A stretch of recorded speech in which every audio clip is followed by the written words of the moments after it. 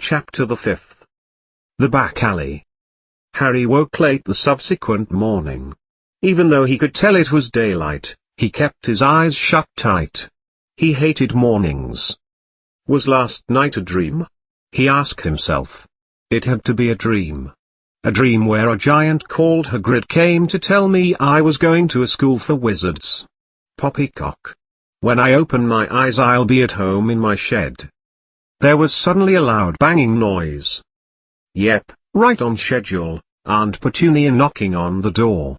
But he still didn't open his eyes. He hated mornings so much, and it had been such a strange dream. Bang. Bang. Bang.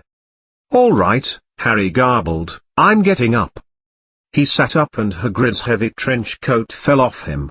The hut was full of sunlight, the storm was over, Hagrid himself was asleep on the collapsed sofa, and there was something banging on the front door. Harry walked over and opened it. There stood a pig, which had a newspaper rolled up in one of its snouts. The pig walked inside and sneezed out the newspaper on top of Hagrid, who didn't stir. The pig then scampered towards Hagrid's coat and began to chew on it. Oh no, not the coat.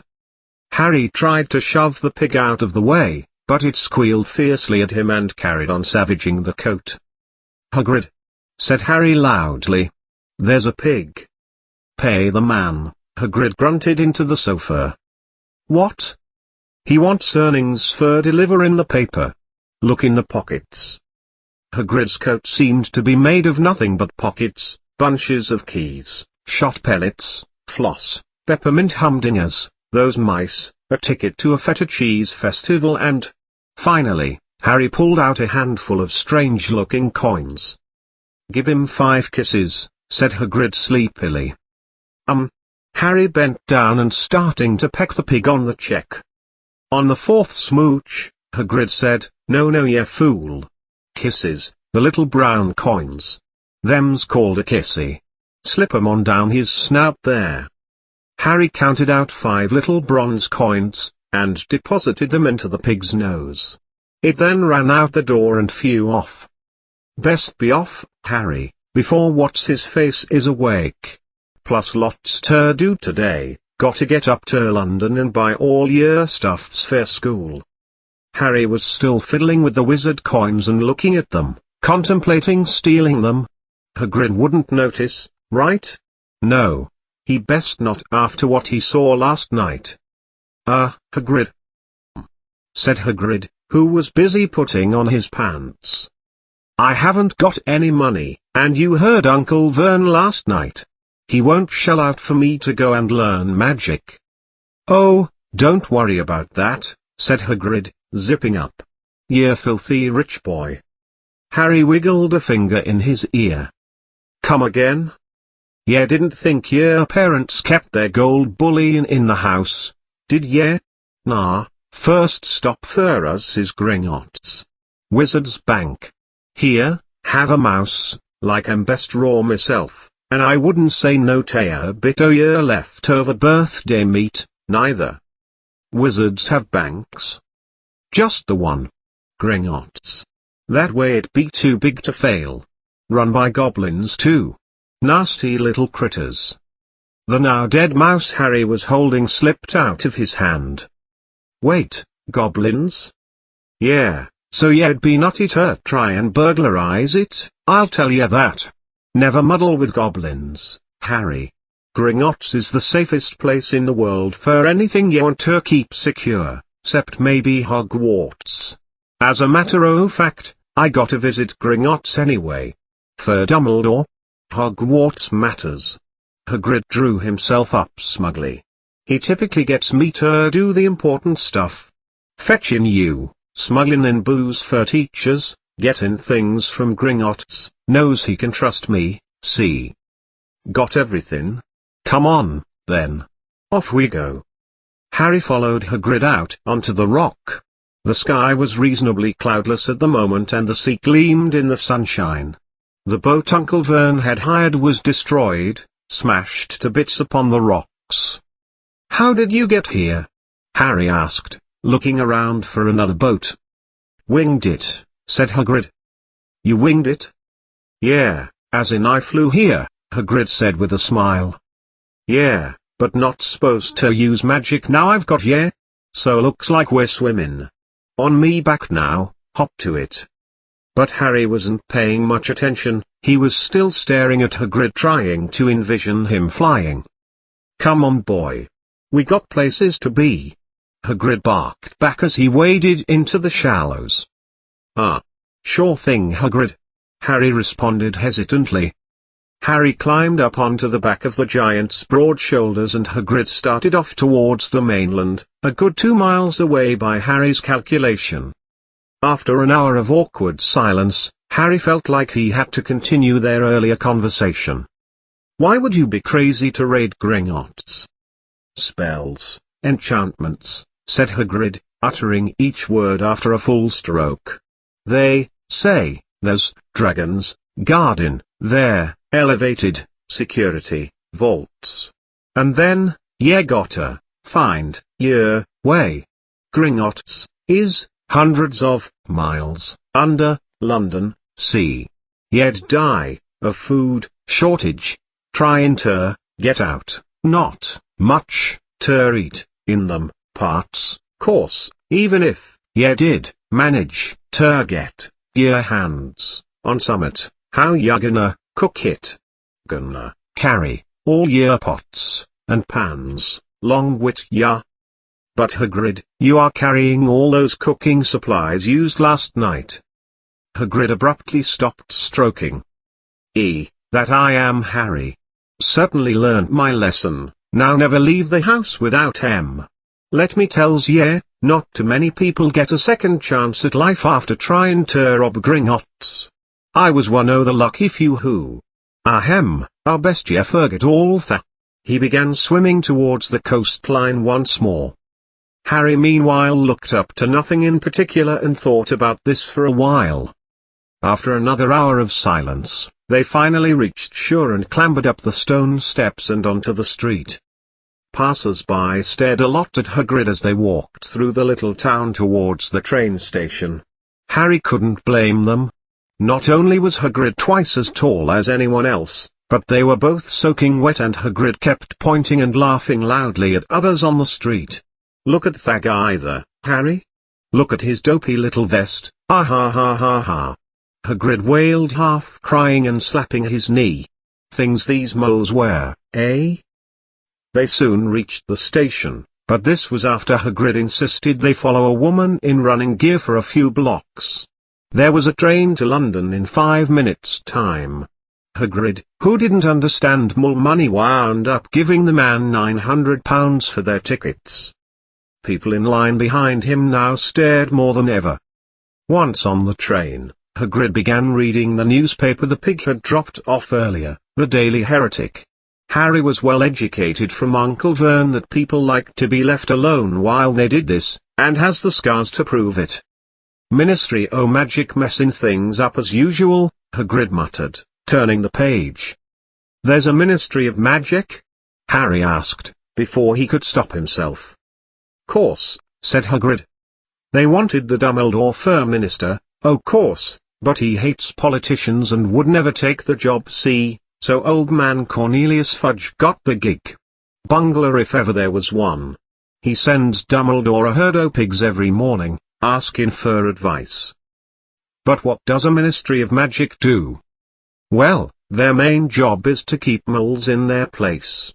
Ministry o' Magic falls under the British government, as a secret government agency. Only top mole officials are allowed to know it exists. Course, since it's mole money that pays for it all, things will get mighty hairy if the right person goes poking around, asking questions and the lot. We don't want them finding out that there's still witches and wizards up and down the country. Why? Why? Blimey, Harry, everyone'd be either seeing us as either freaks or wanting magic solutions to their problems. Nah, we're best left alone. Course, should word ever get out, don't think moles stand much in a fight. We're superior in every way, see? Still got your letter, Harry? Hagrid asked as he continued the conversation.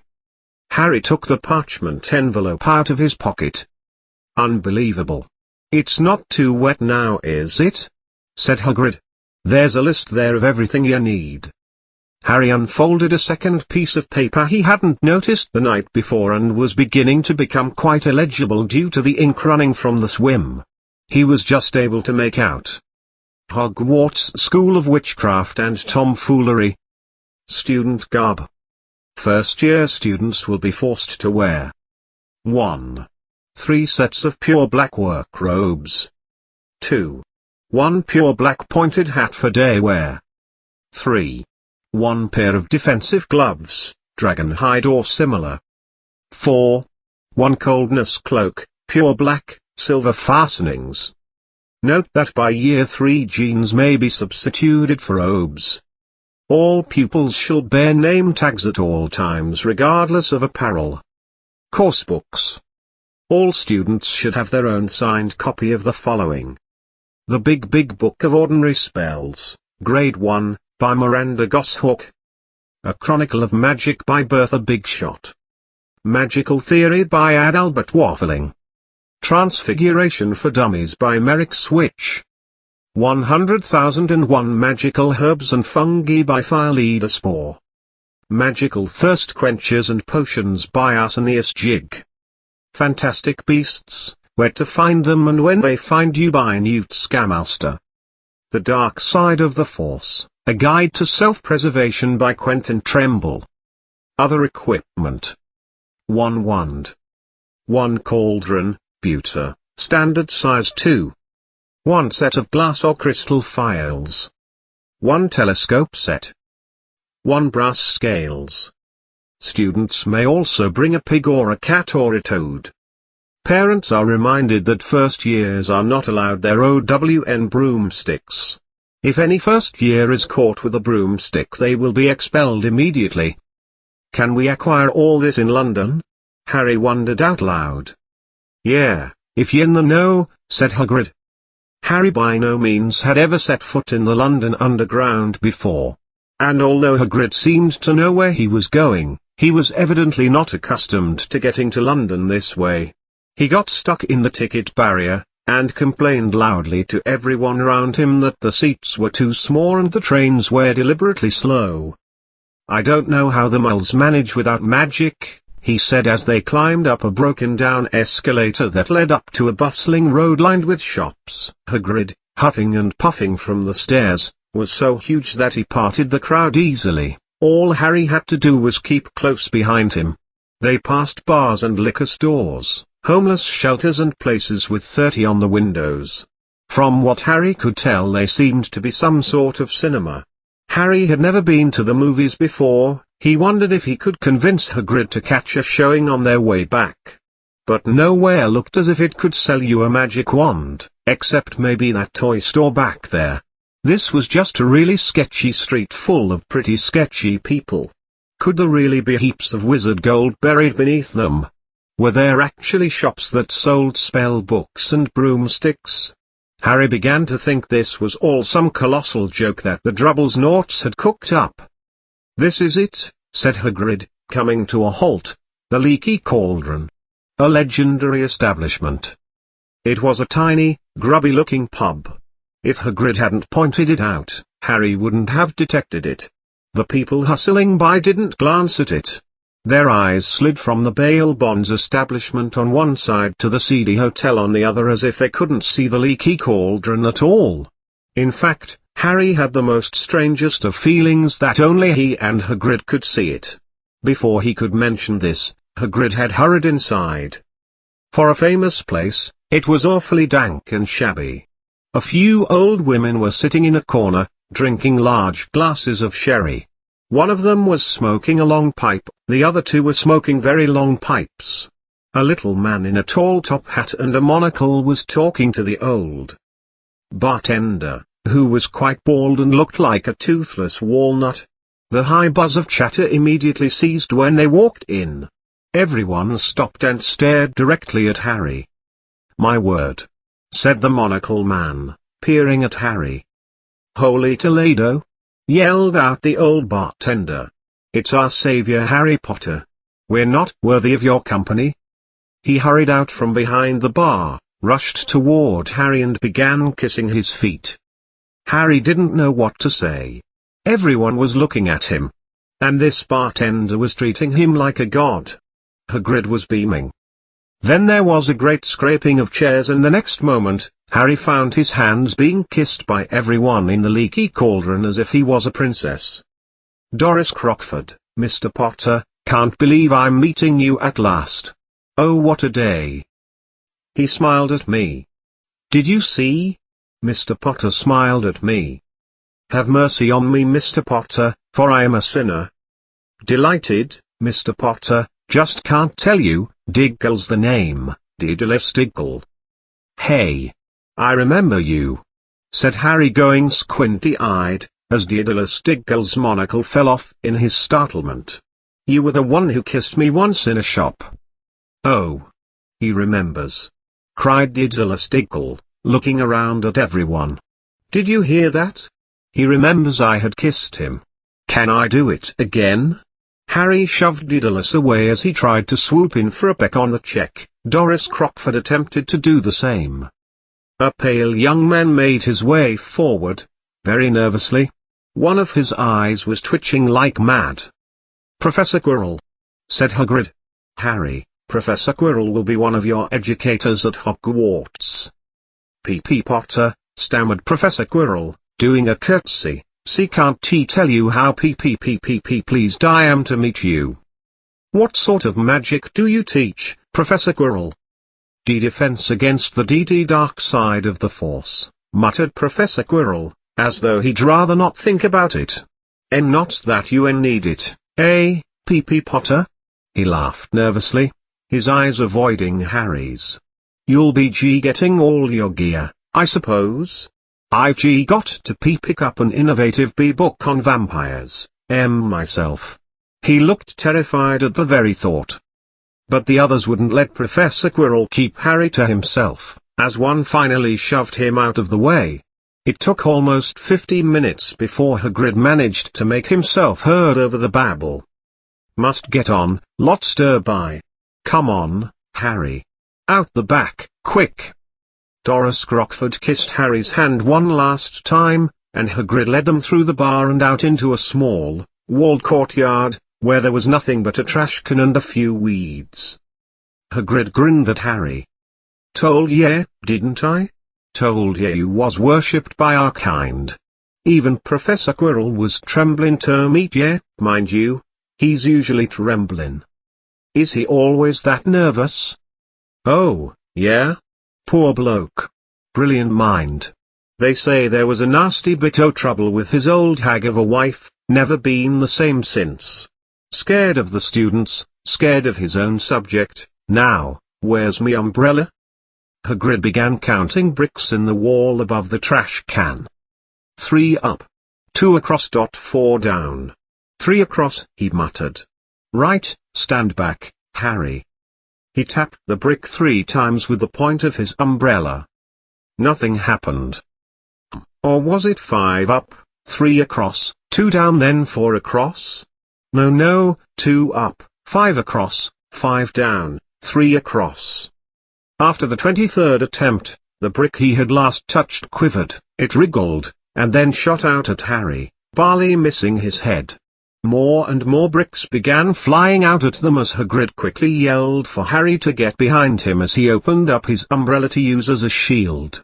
After the bombardment, they were facing an archway large enough even for Hagrid which led onto a yellow brick road that twisted and turned out of sight. Hagrid walked up to the arch and put out his hand as he turned back to Harry and said, "Welcome to Diagon Alley." He grinned at Harry's bewilderment. They stepped through the archway. Harry looked back over his shoulder and saw the scattered bricks fly right towards him and winced, but they all stopped instantly back into a solid wall. The sun shone brightly on a stack of cauldrons outside the first shop they came to. Cauldrons, all sizes, copper, concrete, pewter, silver, self-stirring, self-heating, self-cleaning, collapsible, said a sign hanging over them. "Yeah, you'll be needin' one," said Hagrid, "but we got to get yer monies first." Harry needed 8 more eyes. He turned his head in every direction as they walked up the street, trying to look at everything at once. The shops, the things outside them, the people doing their shopping. A plump woman outside an apothecary was shaking her head as they passed, saying, "Dragon liver, 16 sickies an ounce, they're absolutely bonkers." "Hello." Soft oinking sound came from a dark shop with a sign saying Pepe's Pig Emporium, Scrawny, Berkshire, Essex, Hog, and Guinea. Several boys of about Harry's age had their noses smashed against a window with broomsticks in it. "Look," Harry heard one of them say, "the new Nincompoop 2002, so fast, it's stupid." There were shops selling robes, shops selling telescopes and strange silver instruments Harry had never seen before, windows stacked with barrels of bat spleens and cow eyes, tottering piles of spell books, quills, and rolls of parchment, potion bottles, globes of the moon. "Gringotts," said Hagrid. They had reached a stone-white building that towered over the other little shops. Standing beside its great golden front doors, wearing a uniform of scarlet and gold, was... "Yeah, that's a goblin," said Hagrid quietly as they walked up the stone steps toward him. The goblin was about a head shorter than Harry. He had a swarthy, clever face, a pointed beard and, Harry noticed, very long finger and toenails. The creature holding onto his suspenders bowed as they walked inside. Now they were facing a second pair of doors, silver this time, with words engraved upon them. "Enter, stranger, if you bleed. For you awaits the sin of greed. And those who work, but do not earn, must go away, and not return. But if you seek within these doors a treasure that was never yours, well, you're in luck, by Jove, you see. Beneath these floors, gold there be. Like I said, all's us wizards keeps our gold stash here," proclaimed Hagrid. A pair of goblins bowed them through the silver doors and they came to a vast marble hall. About 500 more goblins were sitting on high stools behind an impressively long counter, scribbling in large ledgers, weighing coins in brass scales, examining precious stones through eyeglasses. There were too many doors to count leading off the hall, and yet more goblins were showing people in and out of these. Hagrid and Harry made their way for the counter. "Morning," said Hagrid to a free goblin. "We've come to take some money out of Mr. Harry Potter's safe." "You have his key, sir?" "Got it here somewhere," said Hagrid, and he started emptying his pockets onto the counter, scattering a handful of moldy dog biscuits over the goblin's book of numbers. The goblin didn't look too pleased. Harry watched another goblin on their right weighing a pile of rubies as big as his fist. He wondered, could he grab a handful of the gems and make a dash for the door before being stopped? No, he best not. At least for now. "Got it," said Hagrid at last, holding up a tiny golden skeleton key. The goblin looked at it closely and then sniffed it. "That seems to be in order. And I've also got a note here from Professor Dumbledore," said Hagrid prominently, throwing out his chest. "It's about there." He looked around to make sure nobody was listening. "You know what in vault, you know which." Hagrid tapped his nose. The goblin read the letter carefully. "Very well," he said, handing it back to Hagrid, "I will have someone take you down to both vaults. Grimplesnot." Grimplesnot was yet another goblin. Once Hagrid had crammed all the dog biscuits back inside his pockets, he and Harry followed Grimplesnot toward one of the doors leading off the hall. "What's the you-know-what in vault you-know-which?" Harry asked. "If I tell you that," said Hagrid mysteriously, "I'd have to smash your little face in. Very secret. Hogwarts business. Dumbledore's trusted me. Don't really know why, more'n my job's worth to tell you that." Grimplesnot held that huge 30-foot door open for them. Harry, who had anticipated more marble, was flabbergasted. They were now in a dimly lit narrow stone passageway with flaming torches along the sides. There were little railway tracks on the floor. Grimplesnot whistled and a small cart came hurtling up the tracks toward them. "Is this some sort of ride?" Harry asked. The goblin did not look too impressed. He just rolled his beady little eyes and said with a monotone voice, "Please keep all hands and arms inside the vehicle at all times. Gringotts will not be liable for any missing appendages upon return. All dropped coinage throughout the ride will be forfeited. And don't forget to buckle up, we won't be going back if you fall out." They climbed in, Hagrid with some difficulty, buckled up and were off. At first they just swiftly glided along the track, going slightly faster than walking. But then, all of a sudden, there was a long sharp drop and the cart began hurling through a maze of twisting passages. Harry tried to remember: left, right, left, middle fork, right, left, down, left, right, middle fork, right, up, left, down, up, middle fork, down, right, left, left, right, middle fork, but it was impossible. Harry hoped the rattling cart knew its own way, because Grimplesnot didn't bother steering. Harry's eyes stung as the cold air rushed past them, but he kept them wide open. He tried to scream every now and then too when there was a sudden twist or drop, but more air seemed to be going inside his mouth than out and he couldn't quite get his voice out. Once, he thought he saw a burst of fire at the end of a passage and spun round to see if it was a dragon, but too late, they plunged even deeper, passing a huge underground lake. "What's with the lake?" Harry called to Hagrid over the noise of the cart.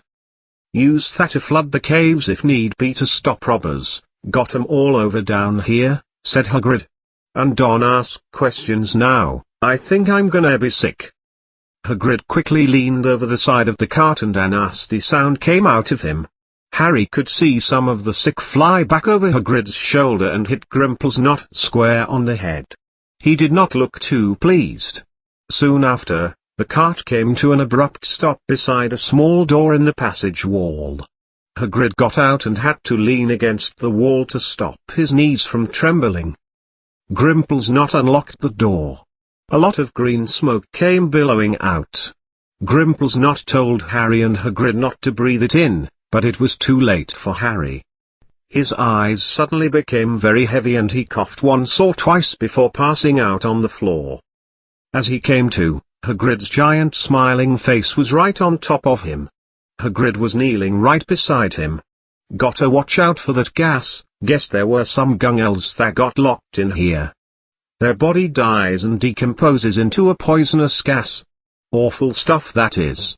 Which reminds me, let's not forget to check ye out once we get back up top.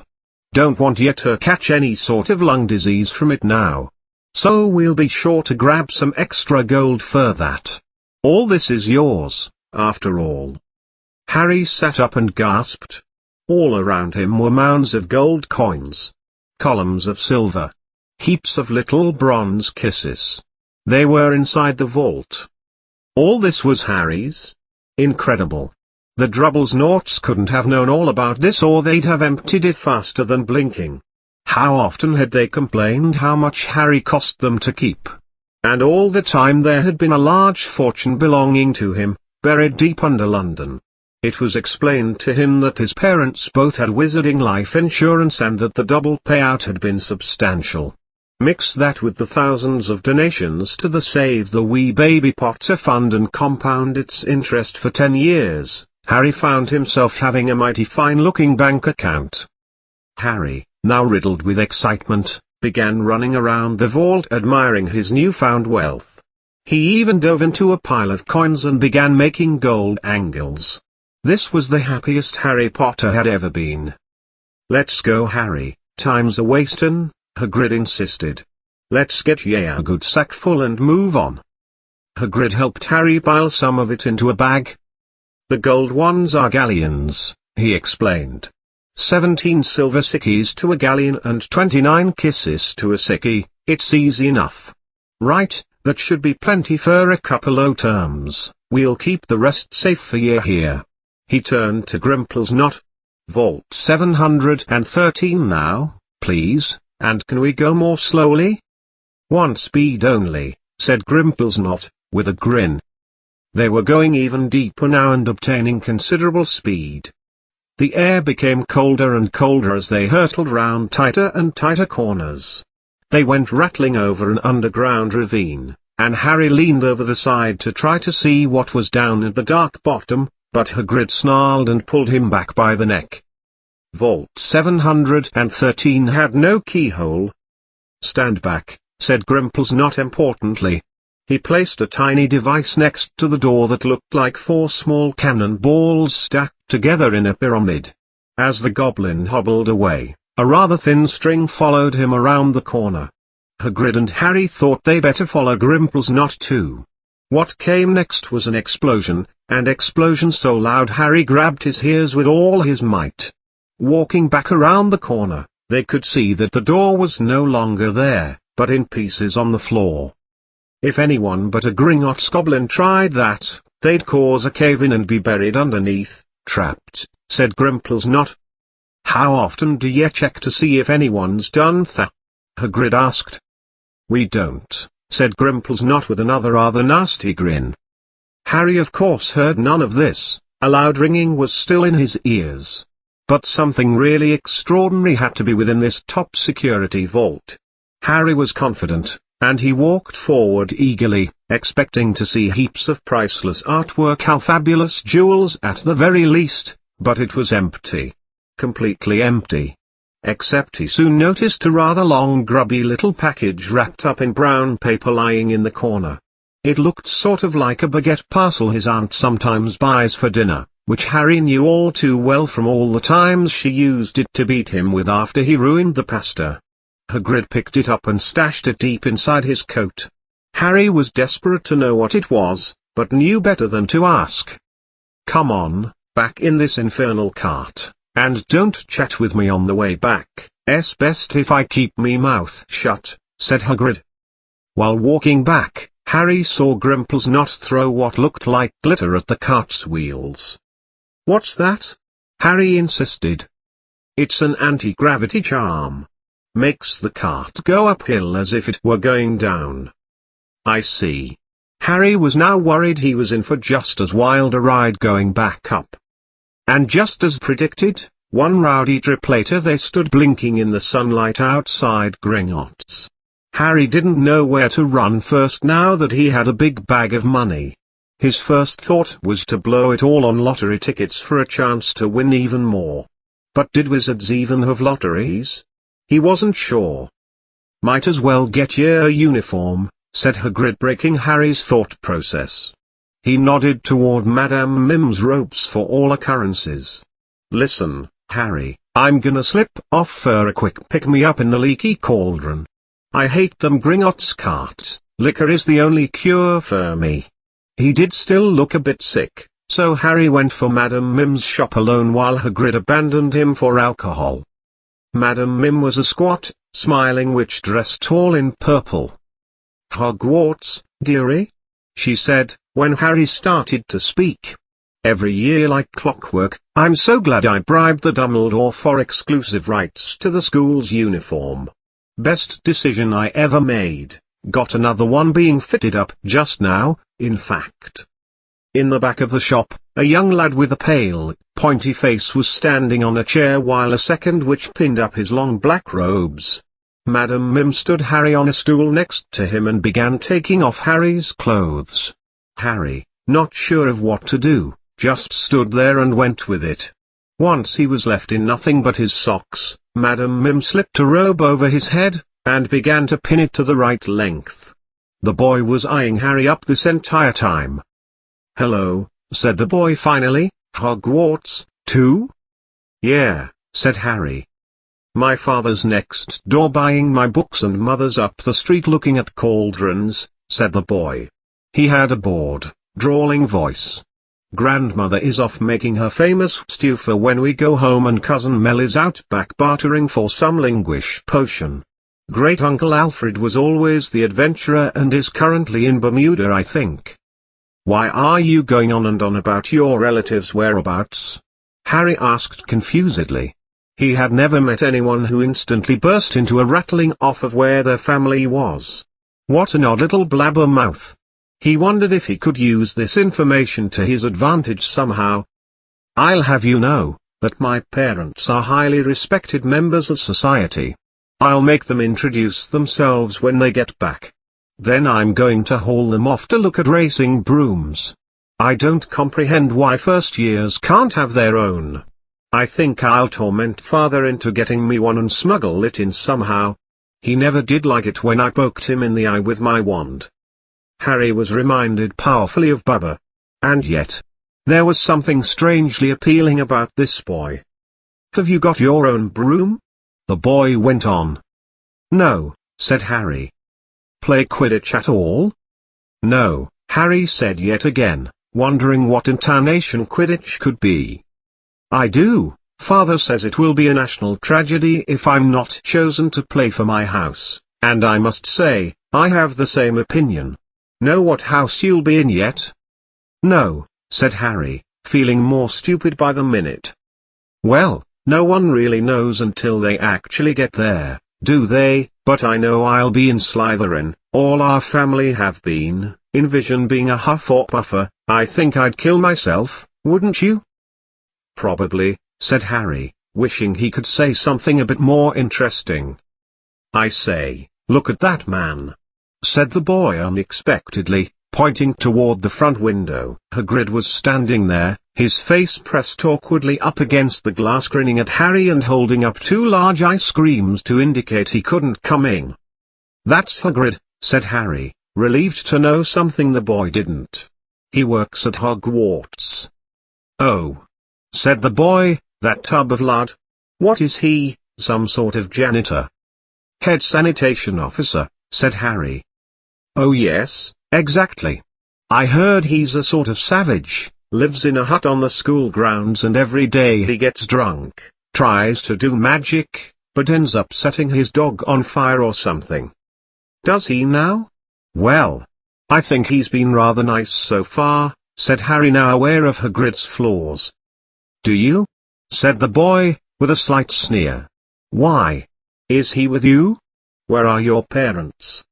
They're dead, said Harry shortly. He didn't feel much like going into his family's history with this boy. Oh, sorry, said the other, not sounding sorry at all. But they were of our kind, weren't they? They were a witch and wizard, if that's what you mean. No, no, no. I mean wealthy. You are being fitted for a tailor-made robe, and at 1,400 gallons each I just assumed you were from a rich family. Oh, why then yes, then I am. I just came from my huge vault of money. Harry bent down and showed the boy the contents of his bag. Ah, well, very good. You know, I really don't think they should let the other sort in at Hogwarts, do you? They're just not the same. They've never been brought up to know our ways. Some of them have never even had their own Gringotts vault, imagine. I think they should keep admission solely for the old money families. What's your surname, anyway? But before Harry could answer, Madam Mim said, That's it, you're all done, dearie, and Harry, whose mind had wandered to thinking about his ice cream melting outside, gladly hopped down from the footstool and ran out the door, still putting on his pants. Harry was rather quiet as he licked the ice cream Hagrid had bought him, chocolate and snozzberry with chopped nuts. What's up? Said Hagrid. Not anything, Harry lied. He unconsciously became cold and distant. Harry had felt he started to understand the true Hagrid. One who gets drunk and shoots dogs, or whatever it was the boy had said. They stopped to purchase parchment and quills. Harry cheered up a bit when he found a bottle of ink which moved around as you wrote to turn Harry's terrible penmanship into perfect handwriting. When they had left the shop, he said, Hagrid, what's Quidditch?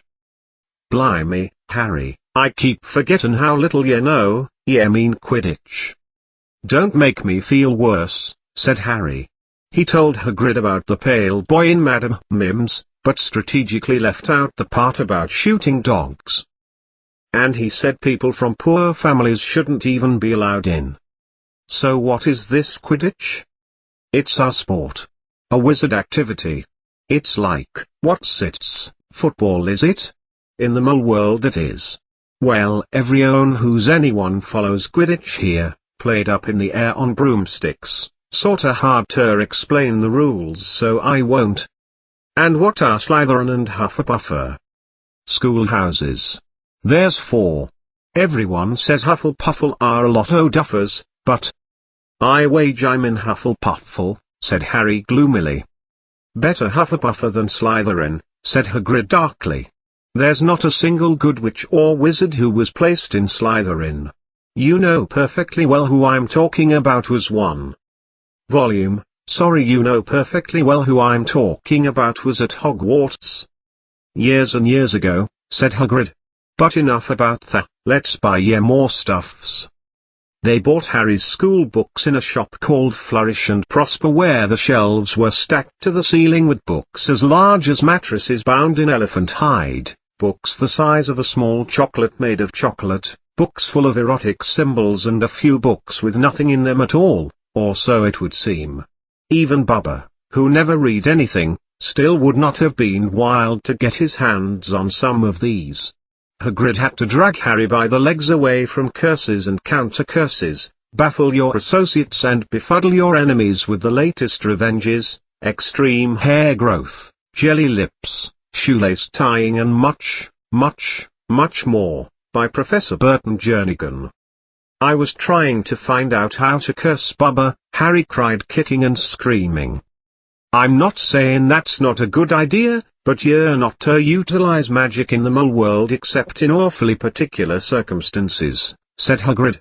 And anyway, ye couldn't work any of them curses yet, 'cause you're stupid.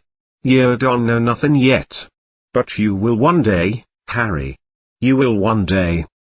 Hagrid let Harry buy a solid gold cauldron, even though it said pewter on the list. They got a first-rate set of scales for weighing potion ingredients and a collapsible brass telescope, jumbo size. Then they visited the apothecary, which was fascinating enough to make up for its horrible smell, which was somewhere between a mixture of bad eggs and baby. Barrels of slimy stuff oozed on the floor, herbs, fungi, and bright powders lined the walls, dead birds, strings of fangs, and snarled claws hung from the ceiling. While Hagrid demanded the man behind the counter get a supply of some basic potion ingredients for the famous Harry Potter, Harry himself poked and pried his way around the store, fingering up all he saw.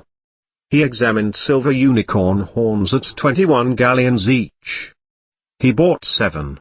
As well as a bag of glittery black beetle eyes, 5 sickies a scoop, thinking they were food.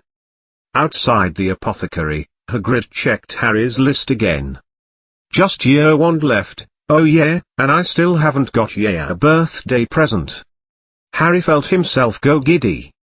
Yeah, what will you give me? In Harry's mind, the meat Hagrid had presented him last night was null and void as a gift.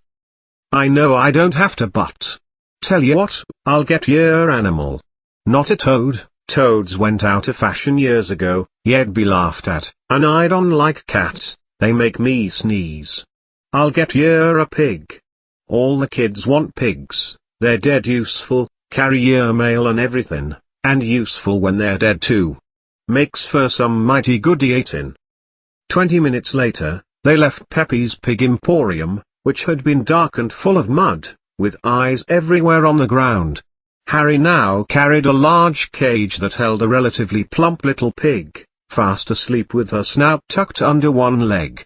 Though Harry seemed to be unaware that he was slamming it into numerous lamp posts as he lugged it along. Don't mention it, said Hagrid gruffly as Harry gave his bewildered thanks. Just Ollivanders left now, only place for wands, Ollivanders. The bully ran everyone else out o' business years ago. Has a monopoly over all of Europe now. A magic wand. This was what Harry had been really looking forward to. What would his first trick be? pull a rabbit out of a hat? Nah, it's been done. What about make more money appear? No, it must not be possible, or else everyone would be doing that. Thoughts swirled inside Harry's head. The last shop was narrow and tattered. Peeling gold letters over the door read Ollivanders, makers of wondrous wands since 382 BC. A single wand lay on a faded purple cushion in the dusty window.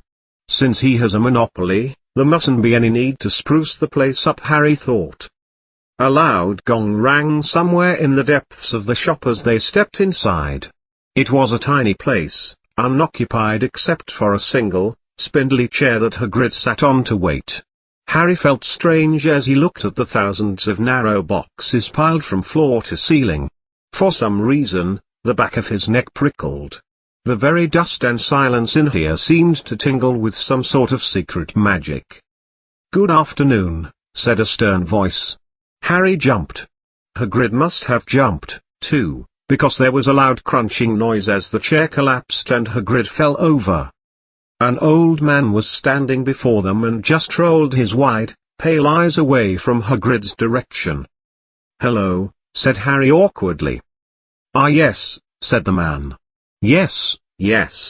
I knew you'd be in here sometime today. Harry Potter." It wasn't a question. "You have your mother's eyebrows? It seems only yesterday she was in here herself, getting her first wand. 15¼ inches long. Black oak, core made of horse. Nice wand that's tough to overwork." Mr. Ollivander moved closer to Harry. He gave Harry a wink. Those silvery eyes were a bit creepy.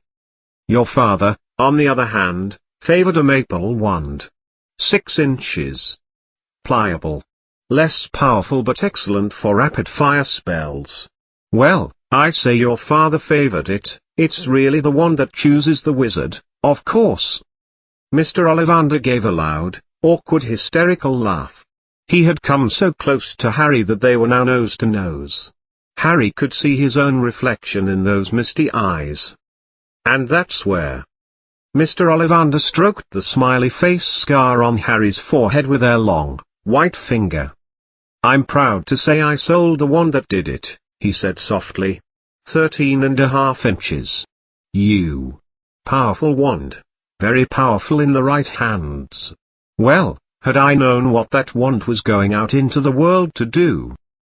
He shook his head and then, to Harry's relief, spotted Hagrid now just sitting on the floor. Rubus Hagrid. I didn't know that was you. How nice to see you again. Oak, 8 inches, rather on the thick side, wasn't it?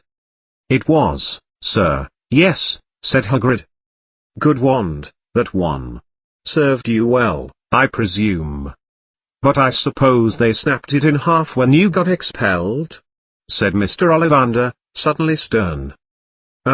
Yes, they did, yes, said Hagrid, shuffling his feet.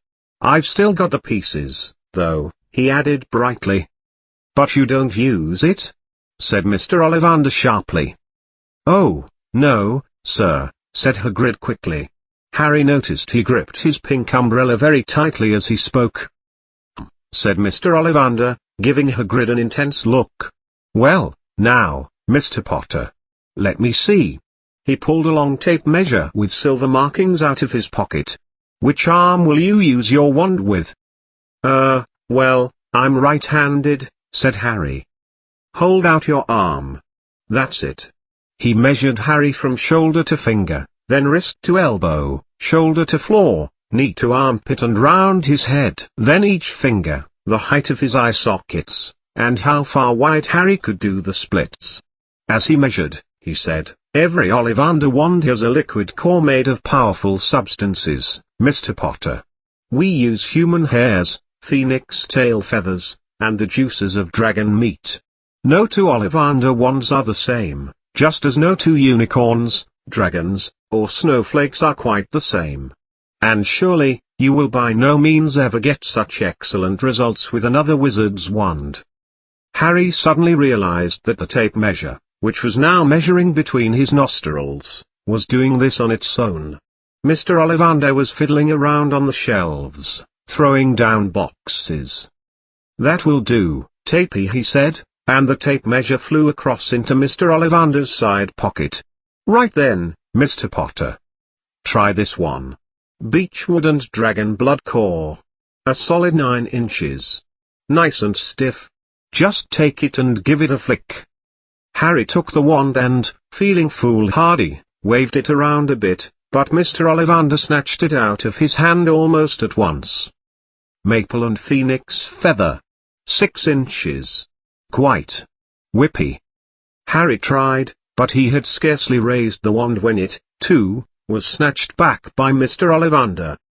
"No, no, here, holly and unicorn hair, 11 inches, nice and supple. Go on, try it out." Harry tried. And tried. He had no idea what Mr. Ollivander was waiting for.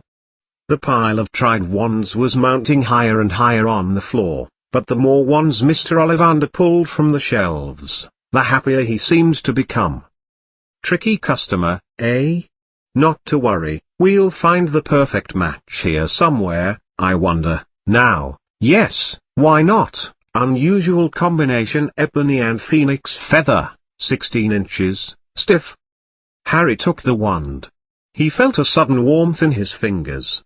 He raised the wand above his head, brought it swishing down through the dusty air, and a little bunny rabbit seemed to squeeze its way out of the end of the wand and plop down onto the floor. It then scampered off out the front door, which was still open just a smidge.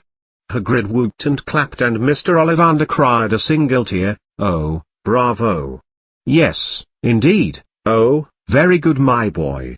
Splendid. Oh. Well, well, well. How curious. How very, very curious." He put Harry's wand back into its box, unwrapped it in brown paper, still muttering, "Curious. Curious." "Sorry," said Harry. "But what's curious?" Mr. Ollivander fixed Harry with his pale stare. "I remember every wand I've ever sold, Mr. Potter. All 8 of them. My assistant Nosmo usually does the selling around here, but he's out on a lunch break for the first time in years. All I normally do is collect the profit at the end of each week. But with him gone, I'm left to mind the shop. And well, long ago I just so happened to sell Rubeus here his wand. Both your parents while Nosmo was in the bathroom. A handful of others throughout the years. And one other. For you see the phoenix whose tail feather is in your wand molted another feather, just one other. It is very curious indeed that you should be destined for this wand when its bra gave you that scar." Harry swallowed. "Yes, 13.5 inches. You. Curious indeed how these things happen. The one chooses the wizard, remember. I think we must expect great things from you, Mr. Potter. After all, he who couldn't even kill a baby did great things. Terrible, yes, but great." Harry shivered. He wasn't sure he liked Mr. Ollivander. Too weird for his taste. He paid 7 gold galleons for his wand, and then Mr. Ollivander booted them from his shop.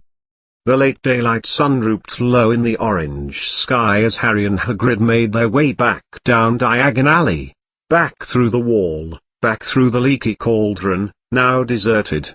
Seems there was a gas leak next door. Harry didn't speak at all as they waddled down the road. He didn't even detect how much people were staring at them on the underground, loaded with all their funny-shaped packages and with the little pig asleep in its cage on Harry's lap. Up another escalator, out into Paddington Bear Station. Harry only realized where they were when Hagrid poked him in the back. "Got time for a bite to eat before your next train leaves? Let's grab some munchies, eh?" he said. He bought Harry a taco and they sat down on plastic seats to eat them. Harry kept looking at his taco. Everything looked so strange, somehow. "You all right, Harry? Do you like tacos? Dumbledore's got me hooked on the stuff." "You're very quiet, you know," said Hagrid. Harry wasn't sure he could explain. He'd just had the oddest birthday of his life, and yet, couldn't find the words. "Everyone thinks me special," he said after 5 minutes of awkward silence. "All those people in the leaky cauldron, Professor Quirrell, Mr. Ollivander. But I don't know anything about magic whatsoever. How can they expect great things? I'm famous for not doing anything. I don't have any idea what went down on the night volume, sorry, I mean, the night my parents kicked the bucket." Hagrid leaned across the table. Behind the wild beard and eyebrows he wore a very small smile and a twinkle in his eye. "Don't you be concerned, Harry. You'll be trained fast enough. Everyone starts at the start at Hogwarts, you'll be just dandy. Just be yourself. I know it's hard. You've been singled out, and that's always hard. But you'll have a tremendous time at Hogwarts. I did, still do, matter of fact. Maybe you'll end up being my replacement someday." There was a hearty laugh that followed. And then with a stern face and a wagging finger, "Just don't go a doing that till I retire on my own terms, yeah here." Soon Hagrid helped Harry onto the train that would take him back to the Drubbles Noughts, then handed him an envelope. "Year ticket for Hogwarts," he said. "1st o' September, King's Cross, S all over year ticket. Any problems with the Drubbles Noughts, send me a letter with year pig, she'll know where to find me. See ya real soon, Harry." The train pulled out of the station. Harry wanted to watch Hagrid until he was out of sight. He rose in his seat and pressed his whole face against the window, but he blinked and Hagrid had tripped down some stairs,